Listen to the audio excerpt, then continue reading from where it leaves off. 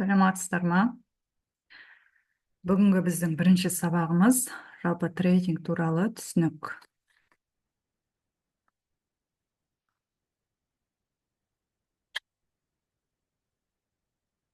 Трейдинг дегеніміз не? Жалпы трейдинг дегеніміз ағылшын тілінде аударғанда бұл сауда деген мағынаны білдіреді. Яғни пайда табу мақсатында акцияларды, валюталарды немесе тауарларды алып сатумен айналысатын саланы трейдинг деп атаймыз. Жалпы трейдингтің негізгі үш түрі болады. Бұл форекс нарығы және акция, сонымен қатар үшіншісі криптовалюта. Форекс деп отырғанымыз бұл нарықтағы ақша айналымның өсіп түсуінен немесе көтеріліп құлауынан пайда табуды бұл форекс деп атаймыз. Көп жағдайда форекспен де қазір біршама адамдар айналысып жатыр. Екінші түрі бұл акция нарығы, үшіншісі криптовалюта. Біз форекспен және криптовалютамен сауда жасамаймыз, тек қана акцияда сауда жасаймыз. Акцияда сауда жасаймыз. ақш қор биржасы. Біз акцияларды қайдан сатып аламыз дейтін болсақ, осы ақш қор биржасынан сатып алатын боламыз. NASDAQ қор биржасы, New York Stock Exchange бұл осы ақш қор биржасындағы ең ірі қор биржасы болып табылады. Ол 1792 жылы Нью-Йорк штатындағы әйгілі Уолл-стритте 24 қаржы брокер кездесіп, бағалы қағаздармен сауда жасау арқылы комиссиядан табыс табу туралы келісімге қол қойып, осылай жұмыс бастаған ең алғашқы жылы.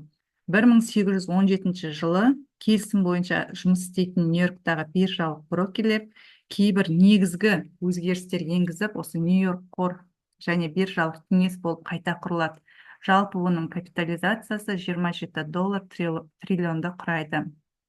NASDAQ қор биржасы 1971 жылы 8 ақпанда құрылған. Ол жоғарғы технологиялық компаниялардың акцияларын алуға мүмкіндік беретін қор биржасы. Яғни біз осы NASDAQ қор биржасына енген акциялармен алдағы уақытта сауда жасайтын боламыз. Атауы биржаға бастау салған котировкаларды автоматты түрде алуға арналған жүйеден шыққан. Қазіргі таңда NASDAQ қор биржасында 4000-нан астам компаниялардың акцияларын алып сатумен айналысады. Жалпы оның құны қазіргі таңда $24,8 триллион құрап отыр. Енді трейдерлердің жалпы үш түрі болады. Мына жерде екі түрін жазып қойдым: day трейдинг, swing трейдинг және скальпинг деп атайды. Скальпинг дегеніміз осы day трейдердің ішіне кіреді. Day трейдер дегеніміз кімдер? Day трейдерлер бір күннің ішінде сауда жасайтын трейдерлер, яғни өзінің сделкасын тек қана бір күн ішінде ғана сауда жасап үлгереді. Ол сделкасын келесі күнге қалдырмайды. Жалпы оның пайда табыс көзі күніне өз депозитінен 1-2% құрап отырады. Day трейдерлер өзінің 2 немесе 3 сағат немесе одан да 5-6 сағат уақыттарын күнделікті бөліп отырып арқылы пайда табады. Ал swing трейдер дегеніміз бұл бірнеше күн немесе аптаға өз сделкаларын ашық қалдыратын трейдерлерді атаймыз. Немесе бір айға да олар өздерінің сделкаларын ашық қалдырады. Оларға көбіне инвесторлар жатады. Инвесторлар сонымен қатар артық ақшасы депозиті бар адамдар осы swing трейдер арқылы депозиттерін көбейтіп отырады. Мысалы, оған кез келген инвесторлар өздерінің білімі жоқ болса да, осындай трейдингпен айналысатын адамдарға өз ақшаларын беру арқылы оларды ай сайын, жыл сайын көбейтіп отырады. Мысалы, Марғұлан Сейсенбаевты алатын болсақ, ол өзінің депозитіндегі ақшасын өзінің командасында арнайы осындай трейдингпен айналысатын адамдар болады. Сол арқылы өзінің депозитін бірнеше миллионға дейін өсіріп отырады ай сайын. Түсінікті деп ойлаймын. Swing трейдер дегеніміз өз депозитінен 5-15% табыс табады. Олар аптасына тек қана бір немесе екі сделка ашып, соны ұзақ мерзімге ұстайтын трейдерлерді айтамыз. Түсінікті деп ойлаймын, дей трейдинг және swing трейдерді. Біздер осының ішінде дей трейдерлерге жатамыз, яғни бір күннің ішінде сауда жасап, өзінің сделкасын ашып жабатын адамдар қатарына жатамыз. Енді осы трейдингтің жалпы нарықтағы уақыттарына келетін болсақ, олар 3 уақытқа бөлінеді. Премаркет уақыты, маркет уақыты және автомаркет уақыты. Премаркет уақыты деп отырғанымыз, бұл біз маркет уақытында сауда жасаймыз ғой. Маркетке дейінгі уақытты премаркет уақыты деп атаймыз.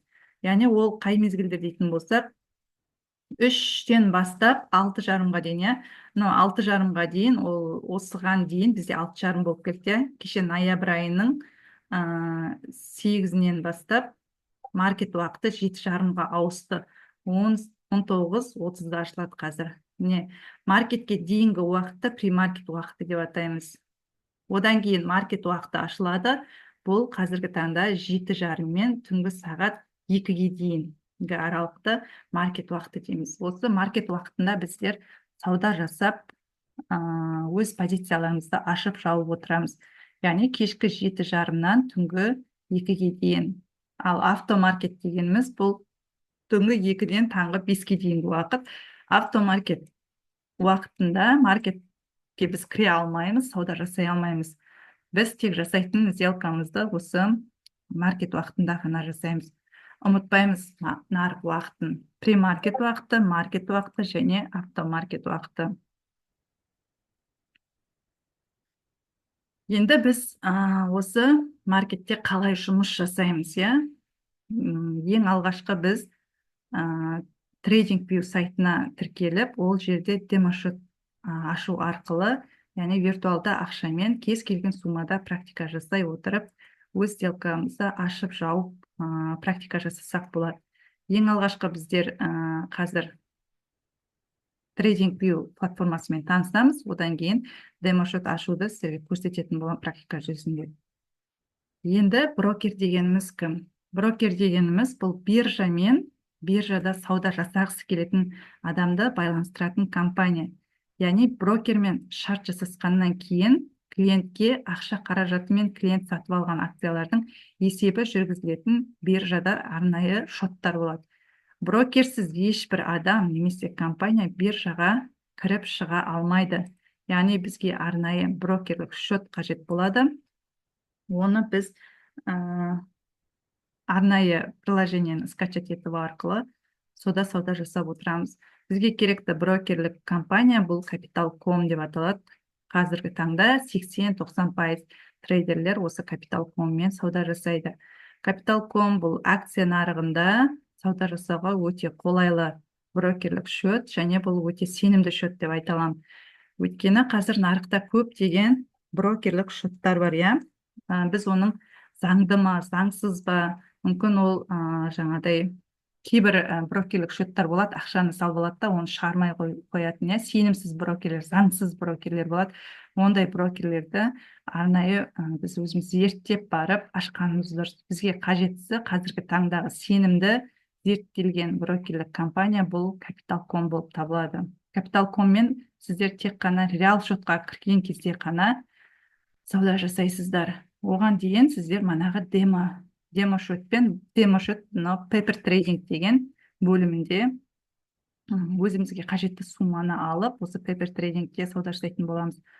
Ал реал шотқа көшкен кезде Capital.com мен жасаймыз. Оны алдағы уақытта сіздерге қалай тіркелу керек, қалай қондыру керек, қалай ақша алып салу керек, оның барлығын практика жүзінде түсіндіретін боламын.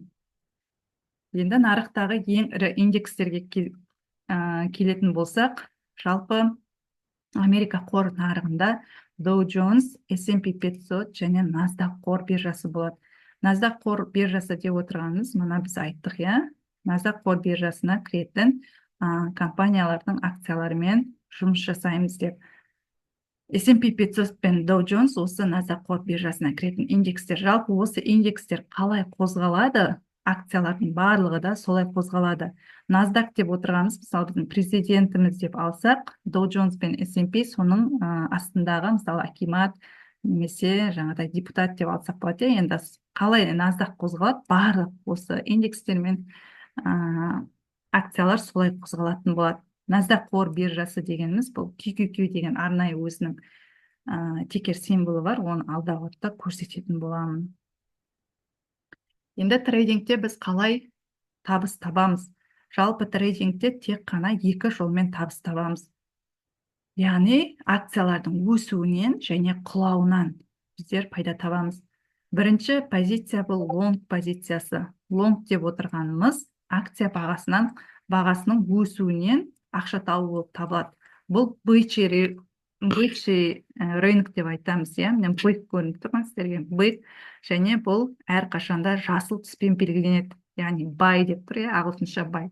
Бай зонада бұлар тек қана акцияны сатып алатын ірі нелер отырады. Сатып алушылар отырады. Ал шорт позициясы бұл акция бағасының құлауынан ақша табу. Яғни акция құлайтын кезде біз осы шорт позициясына кіреміз. Яғни ағылшыншасы оның sell зона деп атайды. Шорт зонасы әрқашанда қызыл түспен белгіленіп отырады. Оны біздер медвежий рынок деп атаймыз. Түсінікті ғой? Трейдингте осы екі жолмен біздер табыс табатын боламыз. Лонг позициясында және шорт позициясында. Енді біз қазір практикалық жұмысқа көңіл бөлейік. Біз манағы айтқан бірінші TradingView платформасымен танысамыз, және оған пейпер трейдингті қосып, демошотты жалғайтын боламыз. Енді сіздерге үй жұмысын беремін. Сіздер барлықтарыңыз өз аккаунттарыңызбен TradingView платформасына тіркеліп, одан оны жұмыс күйіне дайындап қоясыздар. Яғни ол жерде қалай алып сату керегін қазір сіздерге көрсетемін.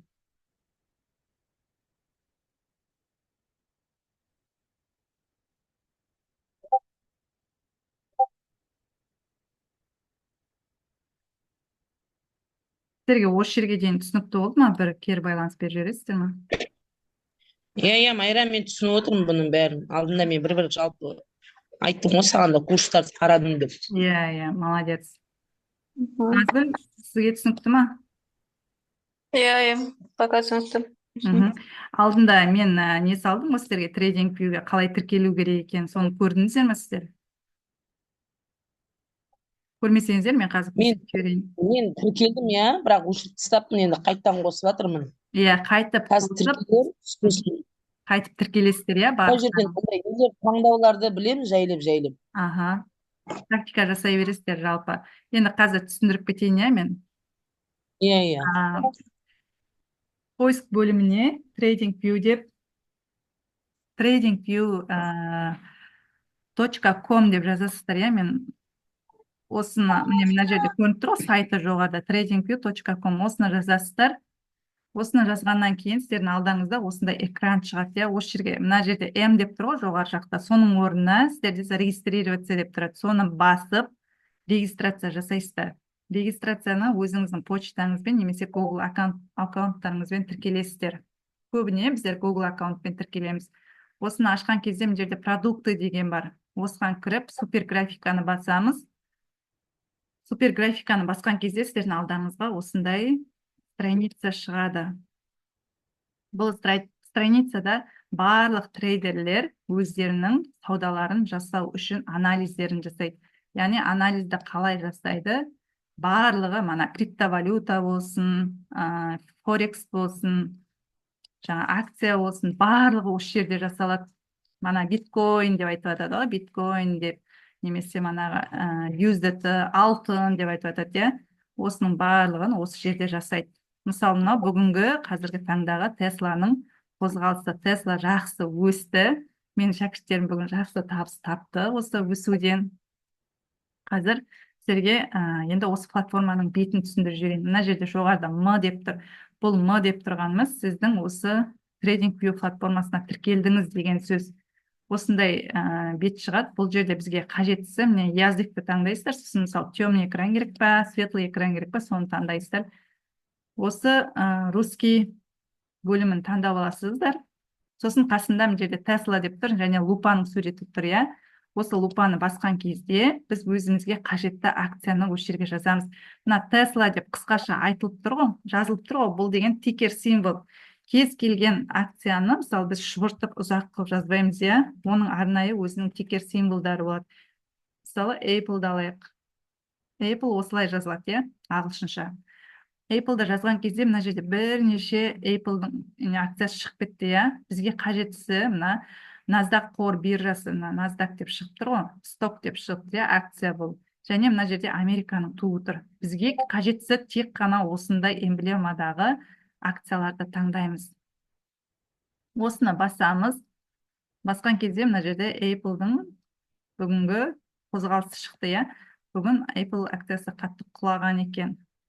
Егер біз мана айттық, иә, маркетте 3 уақыт болады деп, ол 3 уақытты қалай шығарамыз? Ол үшін астында настройка бөліміне барамыз. Ол жерде сессия деп тұрады. Сессияның қасында торговый данные вне сессии деген таңдаймыз. Сол кезде міне 3 бөлік шықты, иә. Бұл мына көк түс автомаркет, маркеттің жабылған уақыты, мына сары түс премаркет, мана маркеттің ашылған уақытысы. Ашылардан бұрынғы уақыт премаркет деп тұр. Бұл кезде біз сауда жасамаймыз премаркетте. Біз тек қана 7:30-да мына қарайтын болсақ, міне 9:25 деп тұр. Енді Америкада бұл таңертеңгі 9:30-да ашылса, бізге кешкі 7:30-да ашылады, иә. Міне мынау 7:30-нан қазіргі 9:30-ға дейінгі ашылғандағы қозғалысты көрсетті. Біз тек осындай ақ зонада ғана жұмыс жасаймыз. Түсінікті деп ойлаймын да, осы жерге дейін сіздерге. Мына тикер символды осы жерге жазасыздар, сосын осы жерден таңдайсыздар. Мысалы, Tesla. Енді акцияның түрлері өте көп. 4000-нан астам акциялардың түрлері бар. Кез келген акцияға анализ жасап, осындай трейдинг платформасында анализді осында жасаймыз. Енді келесі мынаның астында бірнеше инструменттер тұр, иә. Инструменттер бізде алдағы уақытта анализ жасағанда қажет болады. Оның барлығын сіздерге анализ жасайтын кезде түсіндіретін болам, иә. Керек емес болса кетіріп тастаймыз. Керек болса осылай қойып қоямыз деген сияқты. Мысалы, жазғымыз келсе, мысалы, мына жерге қойып жазамыз. Анализ жасаған кезде бұның барлығын жеке түсіндіретін боламын. Осы инструменттерді жалпы осы жерден аламыз. Одан кейін time frame дегеніміз уақыт бірліктері, иә. Біз анализ жасағанда бізге қажетті уақыт бірліктері қажет болады. Оны біздер шығару үшін мына үшбұрыш тұр ғой, мына сағаттардың қасында үшбұрышты басамыз. Осыны басқан кезде өзімізге қажетті уақыттың қасына осы жұлдызшаны сарыны басып қойсақ, мына жоғарыға шығады. Если біз алып тастайтын болсақ, мысалы 15 минут алып тастайтын болсам, ол кетіп қалады. Бізге қажетті time frame 5 минут, сосын 1 сағат, 4 сағат, 1 күндік және 1 апталық. Осылардың қасына осылай жұлдызша қоясыздар, сол кезде ол осы жерге шығатын болады. Сосын индикаторлар болады. Индикаторларды алдағы уақытқа көрсетемін. Қалай индикаторларды қосып, олармен қалай жұмыс жасайтындарымызды. Енді біз индикаторларында жалпы бірнеше түрлері бар. Индикатор бұл қосымша көмек сіздерге. Мысалы, индикаторлар негізі 100% жұмыс жасамайды. Жалпы рынокта анализда ешкім 100% айта алмайды. Біз тек жобалаймыз. Жобалау арқылы ғана жұмыс жасаймыз. Индикаторлар түсінікті, бізге жалпы қажеті осы. Енді мынаң жағын қарайтын болсақ, мына жерде 340-348 деп тұрған бұл қазіргі акцияның бағасы, қазіргі таңдағы. Мысалы, Тесланың қазір бір акциясының құны 356-ға келді. Жалпы бұның хай бағасы, ең жоғарғы бағасы жоғарыда 400.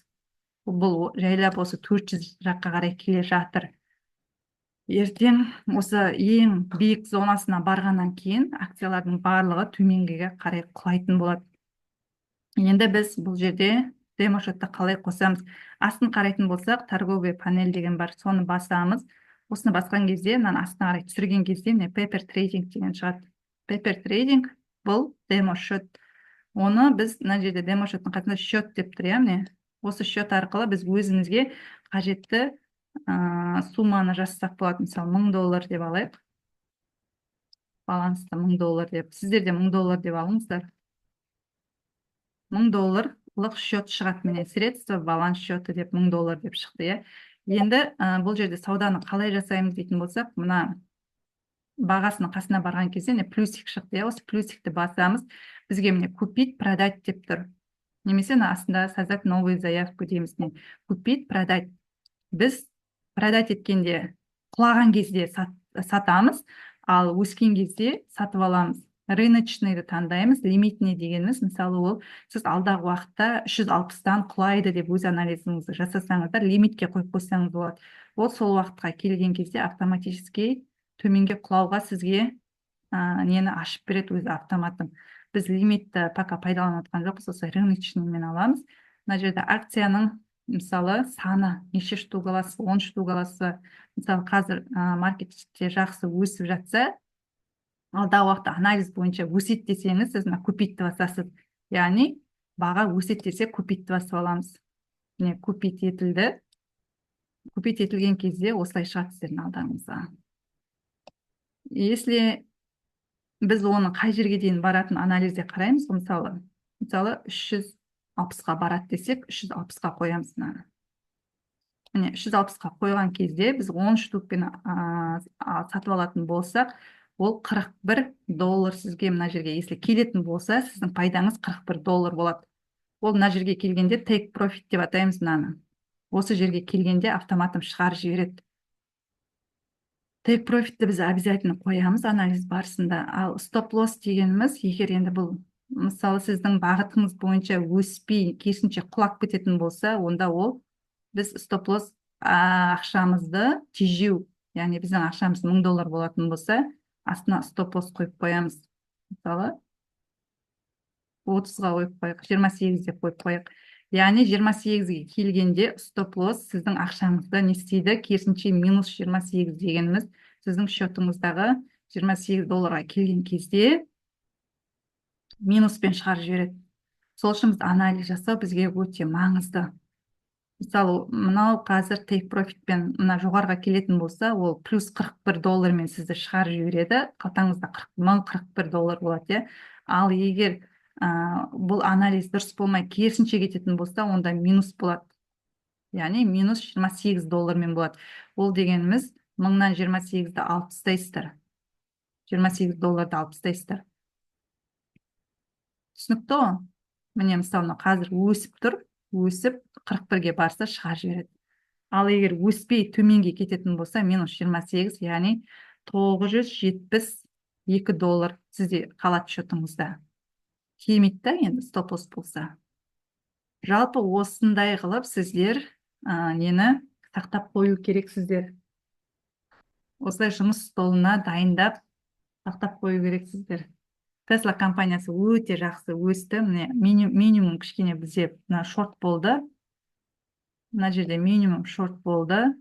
Максимум лонгын жасап беріп жатыр қазіргі таңда. Осы жерге дейін сұрақ болды ма? Сұрақ бар ма сіздерде? Міне $20 дейін көтеріліп жатыр. Мен сделка ашпап едім, қап деп отыр. Негізі басында лонгқа ашқам. Азғантай плюс болды бірақ. Қыздар? Майра, мына істеп жатқаның сенің демо шот па или не ма? Демо. Сіздерге демо шот. Көрсетіп отқан ғой демо шотта. Мысалы, мысалы сен мына былай кәдімгі оригинал немен істеген уақытта сондай нәтиже болады деп мысалы қап деп отырсың ғой. Сонда дәл ситуацияны ол да көрсете ма? Иә. Дәл, мысалы сен штукпен сатып алатын болсаң, дәл сондай болады ол да. Мысалы мен қазір дәлмен көріп қалдым, иә, соны енмен шығып анандай шынына кіріп істесем мүмкіндік бола ма, болмай ма? Жалпы шынына кірсең болады ғой, бірақ сіздер шын реал шотқа жасауға асықпаңыздар. Жоқ, мысалы енді артынан мысалы мен сондай нәтижені көру үшін мен әуелі демо шотпен бастаймын ғой.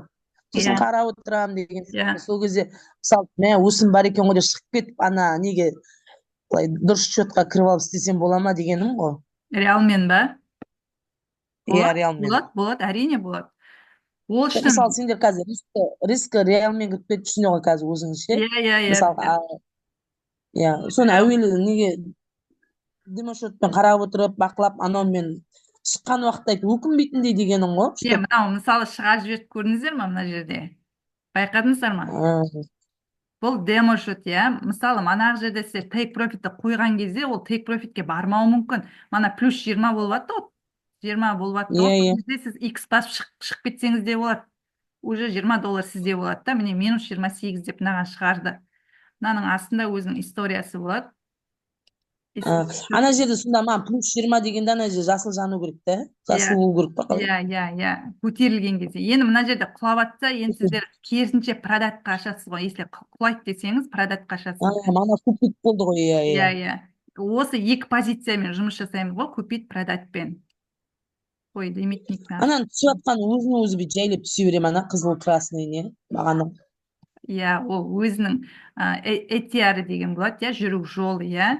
Мысалы, оны күнделікті есептейміз. Мысалы, бүгінгі Тесланың жүру жолы $10 болатын болса, ол $10 жүрді ма, иә, ол уже шаршайды, кері кетеді да, мысалы. Жүру жолын орындап болғаннан кейін ол керісінше кетеді уже. Ода уже жүру шанс жоқ деген сияқты ғой. Ал бірақ қазіргі таңда енді акциялар жақсы өсіп тұр. Кеше Америкада сайлау болды ғой. Соның барлығы акцияларға жалпы плюс әсерін тигізіп жатыр. Көп біршама доллар өсіп берді. Мысалы қарайтын болсақ, мына кешегі күн, иә, 5-ші күн енді бізде суббота воскресенье жұмыс жасамайды ғой. Мына 5-ші күнді қарайтын болсақ, алдыңғы апталар сақталады да сонда? Бәрі сақталады. Мысалы, бұл деген бәлен жыл болды ғой ашылғанына, бүкіл историясының барлығы бар. Мысалы, мына жерде қарайтын болсақ, иә, мына $30 дейін, міне жоғарысында көріп тұрсыздар ғой, $30 дейін жүрген, мысалы, 5-ші күннің өзінде да, міне 30 та 35 деп тұр ғой, бұл жүрген жолы неше доллар жүрді дегені да. Мысалы, міне біз мына жерде не тұр ғой, уақыт тұр ғой, соның ішінде мысалы бір нені қарайық, бір айды алып алайық та. Мысалы, Тесланы қарайтын болсақ, міне Тесла қай жылы ашылған компания? 2011-де ашылған екен. Міне көріп тұрсыздар ма мына жағын? Осылай кез келген историясын қарасаңыз. Көрініп тұр, иә. Астын қарасаңыздар, міне жылдары тұр, иә, астында. Жылдары тұр, сосын отчет тапсырған отчеттары, жалпы өсім, міне мына жақта, мына қайға келатыр, мына жақта жоғарғы цена бар ғой, бұрынғы, міне осы жаққа келатыр, жалпы Тесла осы жаққа келатыр. Бұл қай кез, мысалы 2022-дегі 21-дің декабрі екен, көрдіңіздер ма? Егер осыған келіп, иә, ол кері откат кетеді да, кері құлайды. Негізі көп трейдерлер осы откатты күтіп отыр қазіргі таңда. Енді жылдың аяқталуына жақын бұл өсті ғой, жақсы өсім берді осы жылы 24-те. Енді осыдан кейін ол жайлап құлайтын болады. Біздің осы ақш қор нарығына өзіміздің Эйр Астана мен Каспий бар ғой. Каспий осы неге енді? IPO-ға енді. Оған кез келген компания ене алмайды. Өзінің доходын істеген нелер болады ғой, компаниялар.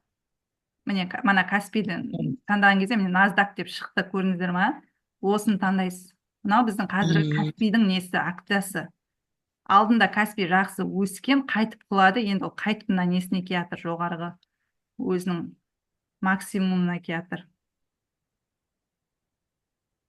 Каспий банкты айтып отырғаның? Иә, мынау Каспий банктың акциясы. Алдында январда ашылды ғой, бұл. Осы 24-тің январында $93 ашылды мына. Мына жерде көріп тұрсаңыздар. Ол өте қатты өсті, қайға дейін, апрельге дейін. Апрельде құлады, екі ортада консолидацияға жүріп қалды. Бір қораптың ішінде жүріп қалды, мына жерде жүріп қалды. Одан кейін қатты құлады, енді қайтып өсіп келатыр. Жалпы Каспий несінің болашағы зор ғой, енді ол алдағы уақытта да өседі деген ойдамын мен. Осы жерге дейін сіздерге түсінікті болды ма? Жалпы түсінікті болды, иә, бірақ ана нелерін айттың ғой, продать, купить, ана мынау деген жерлер бар ғой. Оны практика жүзінде үйренесіңдер, оны айтамын, иә, алдағы уақытта жеке-жеке кездесеміз. Просто бұл жердегі сіздерге үй жұмысы, мана трейдинг вьюға тіркелесіздер, сосын демошет ашасыздар, $1000 ашасыздар. Иә? Бүгінгі сабағымыз біздің осы 40 минут болады, иә, мына зумның сақталатын несіне байланысты қазір. аяқта деп жатыр маған, иә, әйтпесе сақталмай қалады мынау. Мен мына жабуым керек, иә. Сұрақ болса, чатқа Иә, жазыңыздар, иә, любой момент. Мен бәріне жауап беремін. жақсы, жақсы.